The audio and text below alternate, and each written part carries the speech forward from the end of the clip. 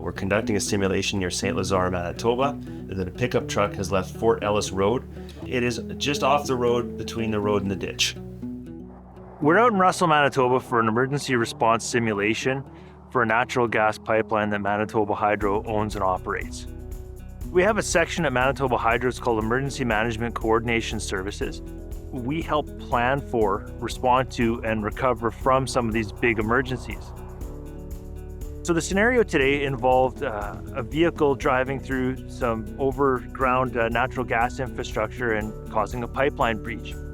We have our field staff responding to a simulated event. We had a natural gas leak. It turns out that it ignited.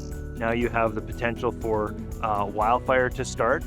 You still have an occupant in a vehicle in close proximity to a large spire of flame. And so the fire department arrived first, and they're very much focused on their responder safety and then the safety of our staff, everybody around us in the area, as well as the occupant in the vehicle. Yeah, we'll put it right here. We had made calls and started to work with the rural municipalities, Manitoba Emergency Management Organization, and Shared Health. And so we all started to practice being ready for this natural gas disruption.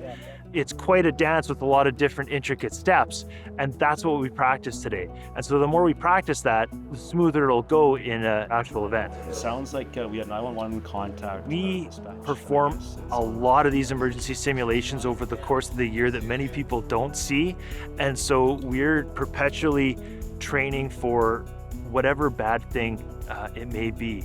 And so this one you saw, but for every one you see, there's about 20 that you don't. Hats off to the fire departments that trained with us, St. Lazare and Macaulay. They learn from us and we learn from them, and we learn to work together.